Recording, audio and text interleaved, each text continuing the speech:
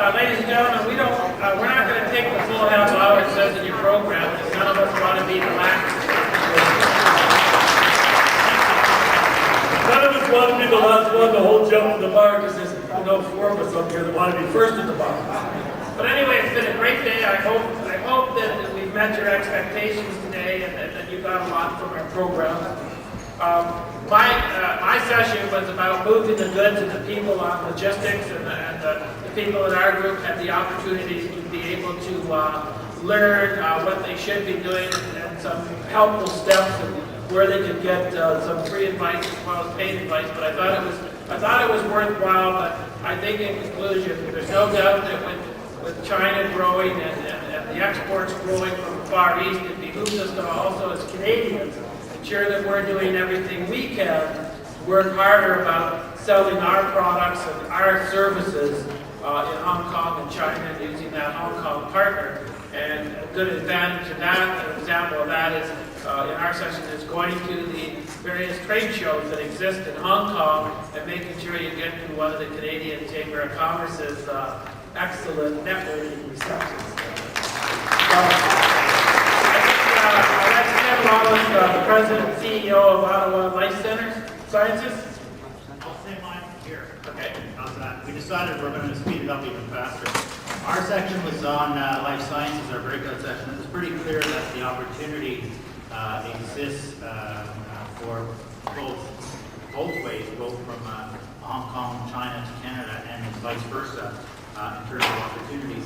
These extend well across from biotech to the pharma space, through traditional medicines, which we've heard a lot about, into healthcare products and devices. And I'd like to add one more, which wasn't on our program, which is the whole environmental space, which is a huge area, which we have great interest on the Ottawa side. It's very clear that we're seeing some tremendous opportunities that exist. Just to give you a sense that China will overtake Japan in 2005 as the second largest market for quite a number of medical devices. In particular, some of the most sophisticated medical devices. And we can expect about 30% growth. Remember, we're talking hospitals into the thousands and tens of thousands, like 60,000. And people are becoming very innovative in terms of how they're trying to bring those new products into the marketplace. Very clear that Hong Kong as a stepping stone to China is a huge opportunity for Canadian companies, and Steve and Park have that opportunity to talk about that. Matter of fact, in many cases, quicker approval times than what we're seeing in North America and Canada. So the opportunity exists as well for natural medicines from Canada to make their way into the Chinese marketplace, where they're more accepting than they are in North America, perhaps. And so there may be some huge opportunities there with some of the natural products that are coming out of our labs and services. So all told, the opportunity exists, and I'm going to do the commercial. For August 11th and 15th, the modernization of China. There's an international conference and exhibition on modernization of Chinese medicine and healthcare products will take place in Hong Kong, and we are going to very much be bringing a mission from Canada there to support this bridge that we're building. Next we'll have Jeffrey Dales, who is the President and CEO of the Ottawa Centre for Research and Innovation. Thanks, Bob. We had a great panel discussion. We focused ours on what we call the tripartite business opportunity, which is doing business through Hong Kong into China. And we had some great speakers from the technology side. Norm Lowe from RIM talking about what RIM's doing in terms of accessing the Asian Pacific market. Tundra, Adam Schwiniak was telling us about Tundra's approach to the marketplace. We also had Sean McEwen from the manufacturing company tell us a little bit about their manufacturing strategy that Breckenridge has. And then we wrapped it up at the end, though, with Howard Dixon, who's the CIO of the Hong Kong Special Administrative Region, telling us a little bit what the trends are in terms of IT, and also what the opportunities are for Canadian businesses in Hong Kong and in China. So it was a well-rounded panel. And just to summarize some of the discussion items, I think all of our North American Ottawa-based companies that looked at Hong Kong and China looked at it originally as a cost and an advantage. and they're trying to lower their costs. Without exception, they've all moved up the value chain now. They're now looking mostly at the growth in terms of their hiring skill sets, advanced set of skills. They're looking at R&D applications. Adam, I think, mentioned that China is graduating, I think, 500,000 engineers last year, as opposed to, I think, in Canada, we're doing about 35,000 engineers per year. Great opportunity. So originally it was costs, now it's looking at skills-based, and moving into, of course, they now see the marketplaces for their products and services with the growth of the Chinese economy. They're seeing technology as an enabler of their economic growth, so that there's huge potential there. We talked about some of the challenges, and there are many. One of the companies, Breckenridge, had set up a partnership through Hong Kong into China. They had wanted to do the deal. They thought it would take eight weeks to do the deal. It took them 8 months. They underestimated the amount of relationship building that they needed to do. They underestimated the challenges dealing with the Hong Kong stock market. Not that there was anything that was a roadblock, just that it is different. So there's cultural differences, there's slight business differences that exist there.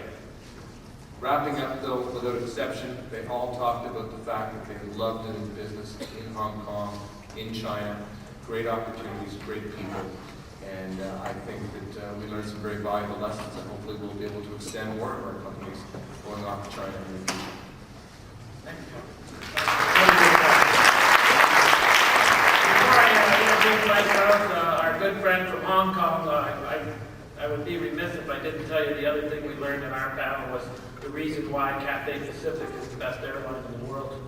And Mike, I know you came over out, so you can tell us about the good service when you were sleeping.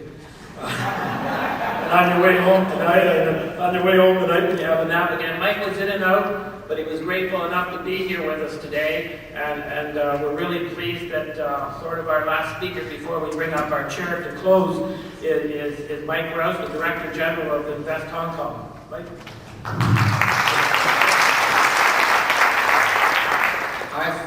I realize I'm standing between you and the cocktail, so believe you me, I'm going to be brief. I think the first thing I'd like to say is this has been a really terrific event, and I'd like to congratulate the Hong Kong Canada Business Association and my good friend Bassanio from the Economic and Trade Office for really getting behind this, having this idea and putting it on. I think it's gone very, very well, and I would like to thank them before I do anything else.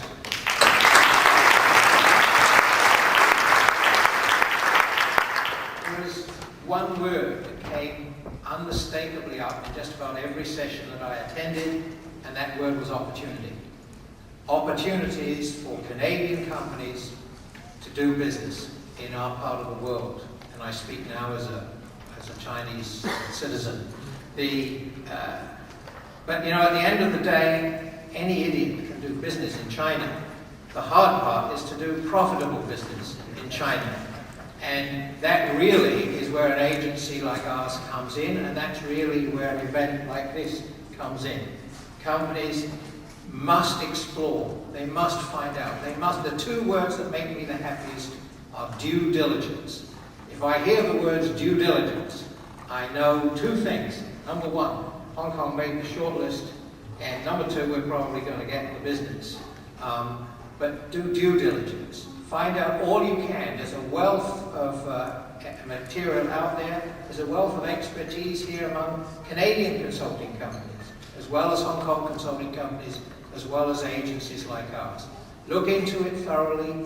Don't just jump in, because don't get a China strategy. Think, oh, gee, I've got to have a China strategy. Everyone else has got a China strategy. Quick, get hold of the travel agent. Buy me the ticket. So think about it first. Do thorough work, do thorough preparation, assemble the data. Come in a modest way. If it's working for you, you'll grow quickly.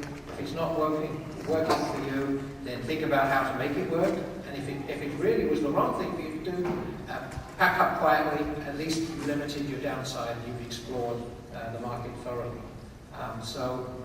Let's hope we're all coming back in a year's time.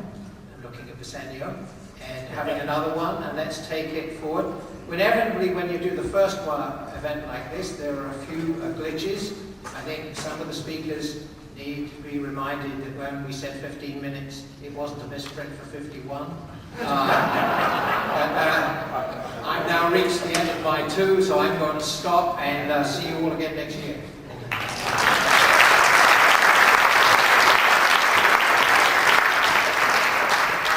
While I'm calling up our national chair, Barry McDonald, to say a few words on his way up, I would like all of you to join me in thanking all of our speakers and our sponsors for today's terrific event.